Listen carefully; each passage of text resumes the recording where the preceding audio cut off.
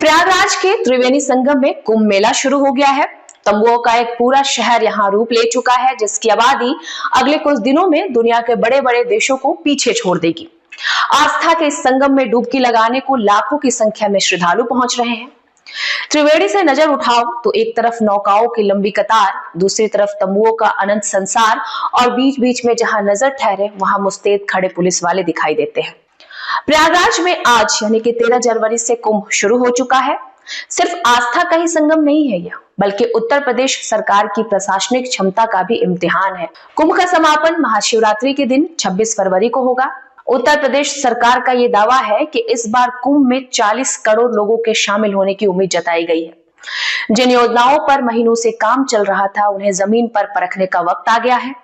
सरकारी आंकड़ों के मुताबिक शाही स्नान से पहले ही और कुंभ की शुरुआत के पहले ही दिन सुबह 9:30 बजे तक तकरीबन 60 लाख लोगों ने डुबकी लगाई है।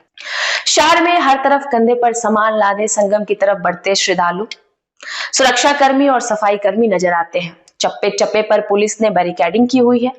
वज्रवाहन, ड्रोन, बम निरोधक दस्तों के साथ साथ राष्ट्रीय सुरक्षा गार्ड यानी कि NSG तक को तैनात किया गया है।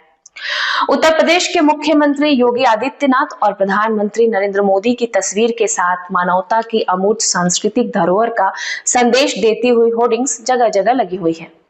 दोनों नेताओं के अलावा पूरे कुंभ में किसी दूसरे नेता की तस्वीर लगा कोई पोस्टर बमुश्किल ही दिखाई देता है। इसके अलावा शहर अलग अलग साधु संतों के पोस्टरों से पटा हुआ पड़ा है। अलग अलग अखाड़ों के साधु संत राजसी शानो शौकत के साथ कुंभ में प्रवेश कर रहे हैं। इस दौरान उनके साथ हाथी, घोड़े, ऊंट और नाच गाना करते सैकड़ों की संख्या में भक्त हैं।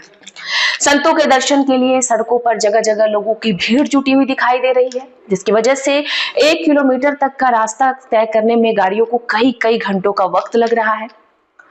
मुंबई की रहने वाली गीता कई लोगों के साथ कुंभ आई है। वे कहती हैं कि हम 5 दिनों के लिए आए हैं और ये मेरा पहला कुंभ है। 14 जनवरी को शाही स्नान करने के बाद हम घर जाएंगे। फिलहाल हम महाराज जी के आश्रम में रह रहे हैं। उनके साथ आई जयश्री भरत पुंजानी कहती है कि मैं 12 साल पहले जो कुंभ लगा था तब भी आई थी। इस बार पहले से अच्छी व्यवस्था है। देखते ही देखते इतनी बड़ी दुनिया सज गई है, विश्वास नहीं होता। वहीं बिहार में भागलपुर की रहने वाली 25 साल की नूतन बूंदाबांदी के बीच सड़क किनारे एक पॉलिथीन की मदद से छत बना के रह रही है। वे कहती हैं कि हमारे गांव से 30 से ज्यादा लोग आए हैं। यहाँ रहने के लिए कोई व्यवस्था नहीं है। जहां जाते हैं पुलिस वाले भगा देते हैं। हमारे पास इतना पैसा नहीं है कि टेंट में रह पाए। सोचा था कि कुंभ जाकर चाय की एक दुकान लगाएंगे, लेकिन अभी मुझे बहुत मुश्किलों का सामना करना पड़ रहा है। ऐसे ही हाल बंगाल से आए महिलाओं के एक ग्रुप का भी है। संगीता शारदा कहती हैं कि हम 20 से ज्यादा महिलाएं कुंभ में गंगा स्नान करने आए हैं, लेकिन रहने के लिए यहाँ कोई व्यवस्था नहीं है। 2-3 दिन ऐसे ही सड़क पर रह लेंगे। सैकड़ों की संख्या में अलग अलग अखाड़ों ने अपने भव्य टेंट लगाए हैं। कई एकड़ में फैले हुए हैं। यहाँ साधु संतों ने अपने अपने टेंट लगा रखे हैं, जहां रहकर वे पूजा पाठ कर रहे हैं। कुंभ में अखाड़ों की तरफ ज्यादा भीड़ देखने को मिल रही है। पंचदशनामा जूना अखाड़ा में नागा साधु शरीर पर भस्म और गले में रुद्राक्ष की माला पहने बैठे हैं। कड़ाके की ठंड में कुछ नागा साधु अखाड़ों के बाहर सड़क पर अपने टेंट में आग जलाकर बैठे हैं, जहां बड़ी संख्या में लोग पहुंचकर उनका आशीर्वाद ले रहे हैं, तो बहुत सारे लोग उनके साथ तस्वीरें खिंचवा रहे हैं। एक नागा साधु कहते हैं कि जब साधना में वो आ जाते हैं तो ठंड की कोई बात ही नहीं रह जाती है। भक्ति में बहुत शक्ति होती है तो फिर ठंड नहीं लगती है। वे कहते हैं कि हम अघोरी बाबा हैं, हम कपड़ों की जगह शरीर पर भस्म लगाते हैं, इससे ठंड थोड़ी कम लगती है। वहीं एक दूसरे नागा साधु कहते हैं कि भस्म ही हमारा अंग वस्त्र है। लगातार 12 घंटे बैठते हैं तो शरीर दर्द करने लगता है, लेकिन यही हमारी साधना है। इसके अलावा कई ऐसे बाबा भी कुंभ में आए हैं जिनका दावा है कि उन्होंने कई सालों से अपना एक हाथ ऊपर रखा है। वे खुद को उर्दू बाहु कहते हैं। ऐसे ही एक असम के कामाख्या पीठ से आए गंगापुरी महाराज है, जिनसे मिलने दूर दूर के लोग आ रहे हैं। 3 फीट 8 इंच कद वाले इन बाबा का कहना है कि वो 32 सालों से नहीं नहाए हैं। हालांकि वो किसी से मिलने से भी मना कर देते हैं।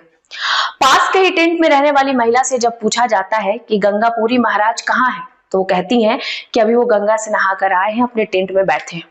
एक दिन बाद कल यानी कि 14 जनवरी को कुंभ का पहला शाही स्नान है। ऐसा अनुमान है कि करीब 1 करोड़ श्रद्धालु इस दिन प्रयागराज पहुंच सकते हैं।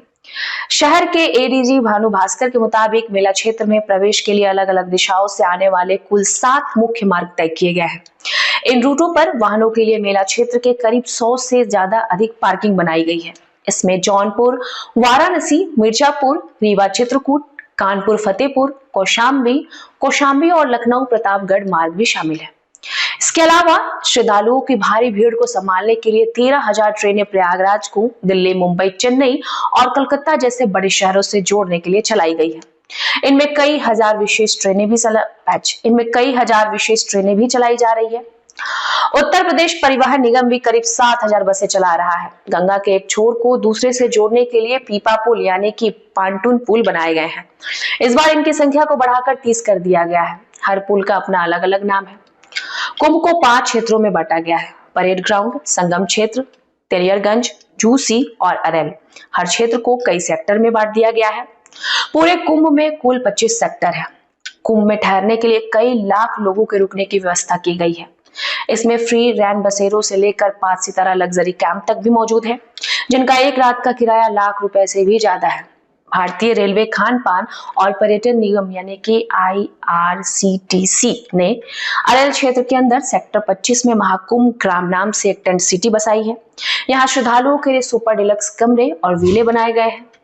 तो ये थी कुंभ से संबंधित आज की अपडेट। आगे और भी कुंभ से संबंधित अपडेट हम आपको PPM टाइम्स के माध्यम से साझा करते रहेंगे। आप देखते रहिए हमारा चैनल। मैं थी आपके साथ सृष्टि।